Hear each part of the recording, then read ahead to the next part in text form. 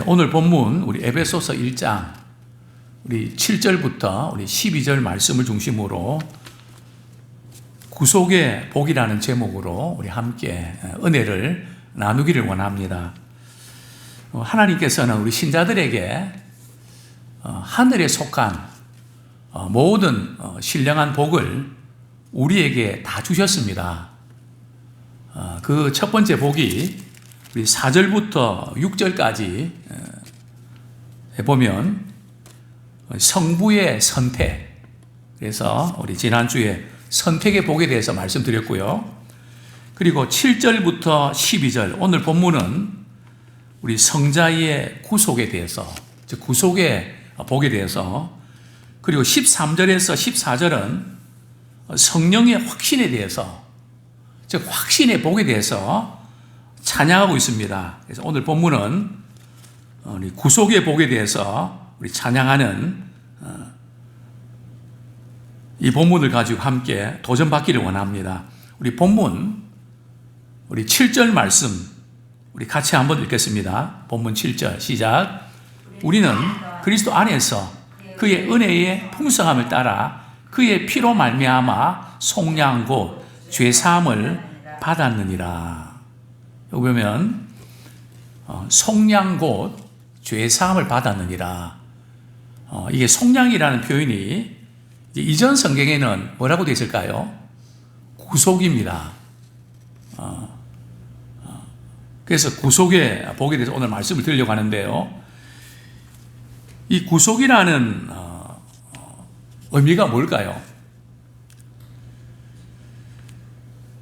이 의미는 로마 시대에 그 노예가 말이죠, 굉장히 많았습니다. 즉 우리가 죄의 종이 되었고 죄의 노예가 되었던 우리들이란 말이죠. 그런데 주인이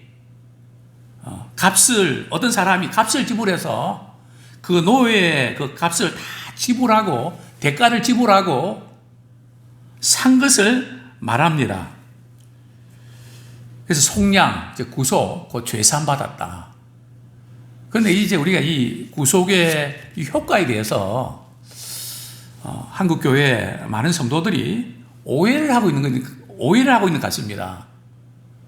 즉 우리가 죄사함을 받았는데요, 어떤 죄가 사함 받은 걸까요? 우리 예수 믿는 순간에 어떤 죄가 사함 받은 거죠? 과거에 지은 그 모든 죄가 사함 받았습니다.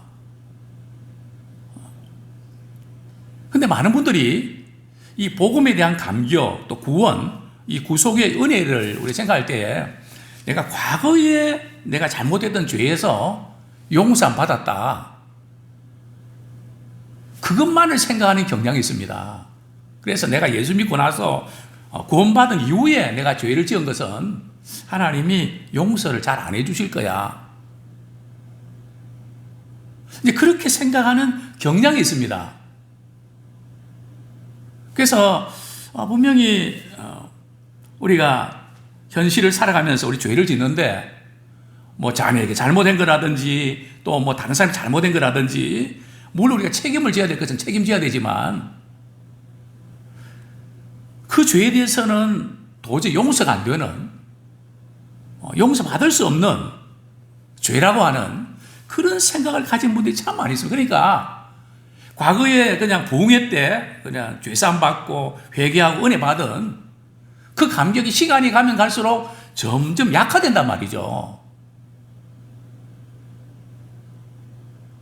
그래서 처음 예수 믿을 때 신앙이 좋았다가 신앙의 연수가 오래되면 오래될수록 신앙이 그냥 무덤덤해지는 그런 경향이 있단 말이죠.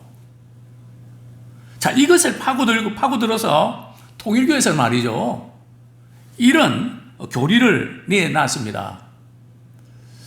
예수님이 오시기 전까지, 예수님이 오셔서 우리의 죄를 사해 주셨는데 어떤 죄를 사해 주셨는가 하면은 예수님 오신 이후 또 오시기 전까지 그 모든 죄를 다 사해 주셨는데 예수님 십자가에 죽으시고 나서 그 후의 모든 죄는 누가 용서해 주냐는 거죠.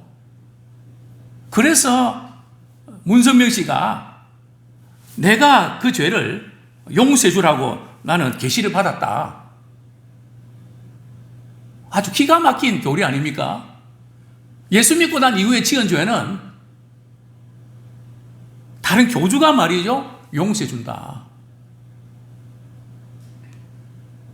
자, 그 다음에 이 구속에 대한 또 다른 이제 문제점은 예수님께서 우리 죄를 용서해 주시는데 과거에 그런 아담으로부터 지은 죄, 즉 원죄라 그러죠. 그 모든 죄, 또 우리가 또 짓는 죄, 그거 다 용서해 주시는데 현재의 죄를 용서해 주시는데 그 다음에 어떤 죄도 용서해 주신다고요? 미래의 죄도 용서해 주신다. 바로 이 대목입니다. 그러니까 마음 놓고 죄를 지어도 되겠네. 미래의 죄를 용서해 주신다는 것은 사실인데 죄를 용서해 주실 줄 알고 죄를 짓는 이런 쪽으로 넘어갔다는 거죠. 굉장히 위험한 거거든요.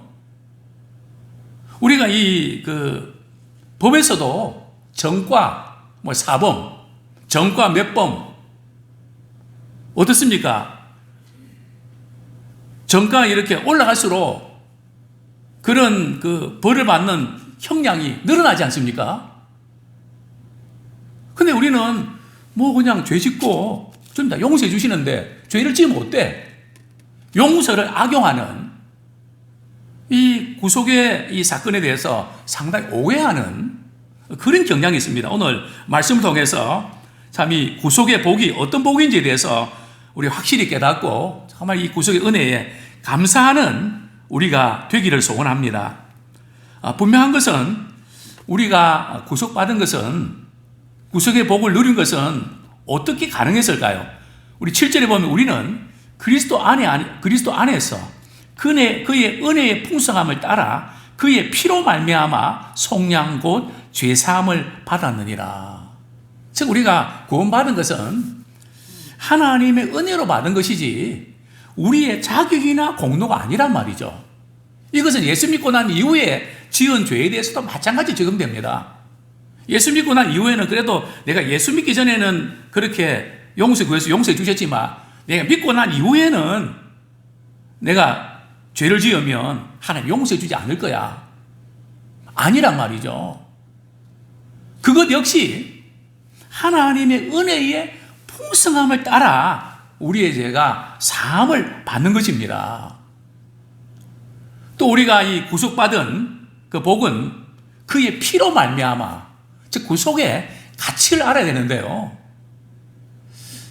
우리가 이렇게 예수 그리스도를 믿음으로 말미암아 구원은 은혜로 거저준다 그러니까 이 공짜 심리, 이 공짜로 이렇게 하게 되면 사람들이 그 가치를 모릅니다. 그래서 제가 이제 처음에는 교회에서 이렇게 성경 공부하고 이럴 때 책도 교회에서 이렇게 사드리고 이렇게 했는데 그 가치를 모르는 것 같아요. 그래서 이 돈을, 책값을 받고 그렇게 해야 되는구나. 또 우리가 이렇게 학원을 다니고 이렇게 또 운동을 하고 이럴 때도 그 돈이 아까워서 말이죠. 열심히 한단 말이죠. 근데 이 구속의 이 은혜, 우리가 볼 때는 공짜지만 우리 하나님이 보실 때는 독생자를 보내주셔서 우리를 그리스도를 통하여 구원해 주셨다고 말씀하지 않고 오늘 본문에는 그의 피로, 그리스도의 피로 말이죠. 피가 뭡니까? 생명을 내어주시는, 생명을 아끼지 않고 우리를 영원한 형벌에서 건져주시고자 그렇게 해서 우리를 구원해 주셨단 말이에요. 그러니까 우리는 죄를 짓고 내가 죄를 짓고 손해보고 이런 것 때문에 속상한 것이 아니라 주님이 나를 어떻게 구원해 주셨는데, 하나님이 어떻게 사랑해 주셨는데 내가 이런 죄에 넘어져서 이런가. 그 그리스도의 피의 공로, 이 구속의 가치를 생각할 때에 그게 너무 속상해야 됩니다. 다른 게 속상한 게 아니고 생명을 내어주시면 나를 구원해 주셨는데 다시 내가 예수님을 십자가에 못 박았구나. 이 구속의 가치를 우리가 경험하기 원하면 이 구속은 말이죠, 죄로 인해서 파생되는 죄의 모든 결과에서 우리가 해방되는 것을 말합니다. 죄로 인해서 파생되는 게 많거든요. 여러 가지 근심, 걱정, 두려움, 불안, 또 인간관계에서 여러 가지 불편함, 여러 가지 그 많은 것에서 우리가 자유함을 얻었습니다. 제가 목회하면서 보면 과거에 자녀들한테 잘못한 것 때문에 그게 계속해서 말이죠, 그 못한 것에 대해서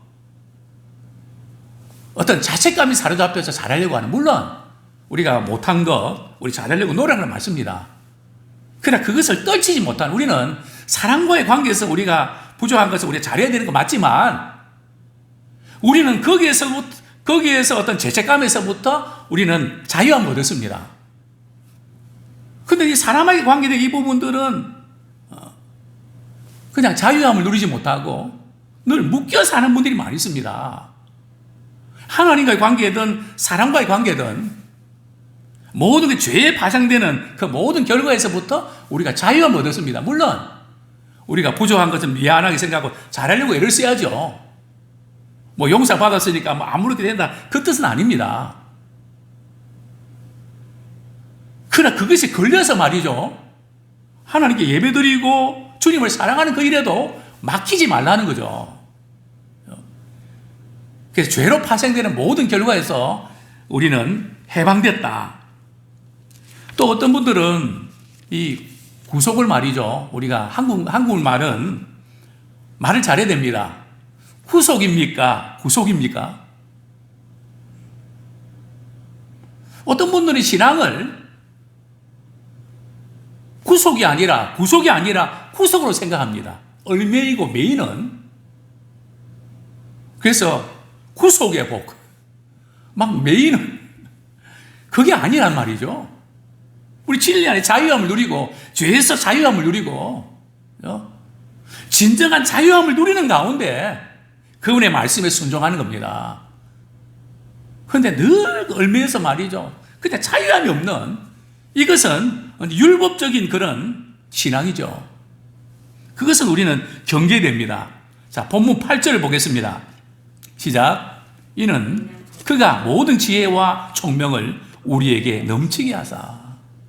참 하나님의 은혜의 풍성함을 따라 그리스도 안에서 말이죠, 구속 곧 죄사함을 받았는데 어떻게 해서 이것이 가능했냐는 거죠. 그것은 하나님께서 모든 지혜와 총명을 우리에게 주셨다는 거죠. 어떤 지혜와 총명입니까? 9절에 보면 그 뜻의 비밀을 우리에게 알리신 것이요. 그 뜻의 비밀이 뭡니까? 하나님의 뜻의 비밀인데 그것은 바로 복음의 비밀입니다. 복음의 비밀이 어떤 사람에게는 알려졌고요, 어떤 사람에게는 가려진 것입니다. 우리가 참 복음 전하려고 할 때에 참 그 영혼을 위해서 구원받게 하기 위해서 우리가 기도하지만 참 어렵습니다. 이건 이 세상의 지식과 지혜로 알려지는 게 아니란 말이죠. 우리가 하나님께서 우리에게 주신 지혜와 총명은 복음의 비밀을 깨달을 수 있는 그것을 하나님이 알려주신 겁니다. 우리가 찾아낸 것이 아니고요, 하나님이 자신을 나타내신 겁니다. 근데 왜 우리가 이렇게 그분을 예수 믿게 하고 구원받으려고 애를 쓰는데 왜 거부하고 왜 싫어할까요? 도대체 그 이유가 뭘까요? 이유가 있죠. 고린도후서 4장 4절, 이것 때문에 그렇습니다. 고린도후서 4장 4절 3절부터 읽겠습니다. 시작. 고린도서 4장 3절 4절 시작. 만일 우리의 복음이 가리웠으면 망하는 자들에게 가려진 것이라. 그 중에 이 세상의 신이 믿지 아니하는 자들의 마음을 혼미하게 하여 그리스도의 영광의 복음의 광채가 비치지 못하게 함이니 그리스도는 하나님의 형상이니라. 그죠? 어떤 사람이 복음이 말이죠, 가려워졌다는 거죠. 왜 가려워졌는가 하면 이 세상 신이, 그죠? 말씀을 듣고 예배드리지만 복음의 광채가 비치면 생명 얻습니다. 죄사함 얻고 거듭납니다. 신앙생활 오래 해도 자라지 않는 것은 말이죠, 그 이유가 뭔가 하면 신앙에 출생이 없어서 그렇습니다. 거듭나지 않아서 그렇습니다. 거듭나면 변화가 일어나게 되어 있습니다. 자라게 되어 있습니다. 고린도서 1장에 보면 하나님의 은혜를 참으로 깨닫는 그날부터 믿음이 자란다고 성경은 말씀합니다. 그러니까 우리가 신앙의 연수가 문제가 아니라 복음의 광채가 비춰졌냐. 어떤 사람은 그 복음의 광채가 가려워졌다는 거죠. 참 그게 너무 안타깝지 않습니까? 정말 예수 믿고 구원받으면 너무 좋겠는데, 정말 예배드리고 또 뭐 이렇게 복음을 받아들이고 결단하면 좋겠는데 이게 안 되는 겁니다. 자꾸 말이죠, 겪여나가고 피하는 겁니다. 왜요? 복음의 광채가 비치지 못하도록 사단이 말이요, 이 세상 신이 자꾸 막고 있거든요. 그래서 우리가 이것을 알아야 됩니다. 근데 우리는 도대체 뭔데 하나님께서 말이죠, 이 복음의 광채를 비춰주셨는지, 그 자체가 최고의 복입니다. 놀라운 은혜이고 선물입니다. 자, 우리 9절 말씀 한번 같이 읽겠습니다. 시작. 그 뜻의 비밀을 우리에게 알리신 것이요, 그의 기뻐하심을 따라 그리스도 안에서 때가 찬 경륜을 위하여 예정하신 것이니.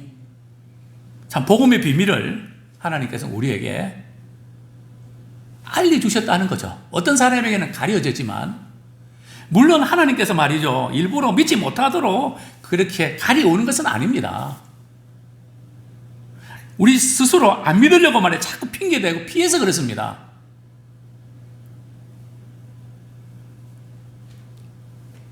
그런데 하나님께서 우리를 구속하신 것은 말이죠, 너무 불쌍해서 안 돼서 그렇게 해서 우리를 구원하신 걸까요? 물론 우리가 죄로 인해서 방황하는 거 불쌍히 여기신 하나님의 공존하심이 있었습니다. 그러나 하나님이 우리를 구속하신 것은 마지못해서 억지로 하신 게 아니란 말이죠. 오늘 본문에 보면은 그의 기뻐하심을 따라 하나님께서 우리를 구속하신 것을 기뻐하셨다는 거죠. 하나님의 자녀가 되는 것을 기뻐하셨다는 거죠. 또 우리가 그분의 선택을 입은 것은 하나님이 우리를 사랑하셔서 우리를 선택하셨다는 거죠. 그러니까 우리는 이 구속의 복 한 가지만 가지고도 우리의 삶이 행복해질 수 있습니다. 기쁘고 감사한 삶을 살 수 있습니다. 이게 엄청나기 때문에 그렇습니다. 그런데 이 놀라운 구원의 이 비밀은 그리스도 안에서 이루어진 거고요, 때가 찬 경륜을 위하여 예정하신 것이니, 하나님이 우리를 구원하실 때 그냥 기분대로 감정대로 하신 것이 아니라 역사가 진행되는 가운데 참 예수님의 오실 그때를 정하고 말이죠, 때가 참에 하나님께서 예수 그리스도를 보내주셨습니다. 그리고 또한 우리가 예수님을 믿는데 어떤 사람을 통해서, 어떤 사건을 통해서 그 복음의 비밀을 우리에게 알려주신 것입니다. 이것을 하나님께서 미리 정하셨다는 것이죠. 참 얼마나 이 엄청난 비밀이고 선물인지 모릅니다. 우리 10절 말씀, 자, 이 구속의 복을 통해서 어떤 일이 일어났을까요? 우리 10절 같이 읽겠습니다. 시작. 하늘에 있는 것이나 땅에 있는 것이나 다 그리스도 안에서 통일되게 하려 하심이라. 에덴 동산에서 아담이 불순종함으로 타락하게 됐죠. 인간의 타락으로 말미암아 이 세상은 혼돈과 분열이 찾아왔습니다. 사람과의 관계가 악화되고, 또 사람과 짐승과의 관계, 짐승과 짐승과의 관계, 또 동물과 식물과의 관계, 또 식물과 식물의 관계가 악화되고 분열되고 혼돈과 공허함으로 이 세상은 정말 힘듭니다. 근데 하나님께 예수님을 보내주셔서 그리스도의 피로 우리와 하나님과의 관계를 회복시켜 주셨습니다. 그래서 진정한 통일을 이루셨죠. 하늘에 있는 것이 뭡니까? 천사들이죠. 땅에 있는 것은 사람들, 즉 예수 믿는 모든 사람들이 하나님과 화목되고 그리스도를 머리로 해서 다시 회복되는, 그래서 어떤 분들은 구속을 재창조라고 합니다. 하나님이 창조하셨던 본래의 상태로 회복시켜 주셨습니다. 통일은 남북 통일만이 통일이 아니라 복음 안에서 하나님과 관계가 회복되는, 그래서 만물을 통일케 하는 그것이 믿음으로 가능해진 것이죠. 자, 그 다음에 11절 말씀 같이 읽겠습니다. 시작. 모든 일을 그의 뜻의 결정대로 일하신 이의 계획을 따라 우리가 예정을 입어 그 안에서 기업이 되었으니, 하나님께서 우리에게 이 구속의 복을 주신 것은 하나님의 작정에 따라서 말이죠. 하나님의 뜻에 따라서 구원의 놀라운 계획들이 진행돼 왔다는 거죠. 또 하나님이 우리를 구원하기로 예정을 해주셨다는 거죠. 이 구속의 복이 뭡니까? 그 안에서 기업이 되었으니, 누가요? 여기 기업이 되었다는 것은 믿는 성도들이, 우리가 말이죠, 하나님의 기업이라는 겁니다. 우리가 기업을 누리게 되죠. 천국 가면. 그러나 우리 이 세상에 사는 동안에도 하나님의 기업은 우리가 하나님의 기업입니다. 신자가 하나님의 기업입니다. 그만큼 우리는 소중한 가치가 있다는 거죠. 뭐 돈이 있고 없고 명예가 있고 없고 여기에 의해서 우리가 불행해지는 것이 아니라, 우리 하나님은 우리를 말이죠, 나의 기업이라고 말씀하십니다. 우리는 하나님의 기업입니다. 대우나 삼성이나 뭐 그런 기업이 아니라 우리 자신이 하나님의 기업이 되게 하셨습니다. 이게 엄청난 축복이죠.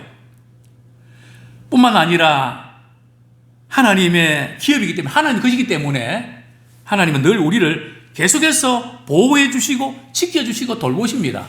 그리고 마침내 천국에서 우리 하나님께서 상속자로 많은 유업을 약속하셨습니다. 자, 우리 12절 말씀 읽고 말씀을 정리하겠습니다. 시작. 이는 우리가 그리스도 안에서 전부터 바라던 그의 영광의 찬송이 되게 하려 하심이라. 하나님께서 우리에게 이 구속의 복을 주신 것은 우리로 하여금 하나님의 영광의 찬송이 되게 하려 하심이라. 우리 하나님께서 말이죠, 우리를 통해서 영광을 받으시기를 원하십니다.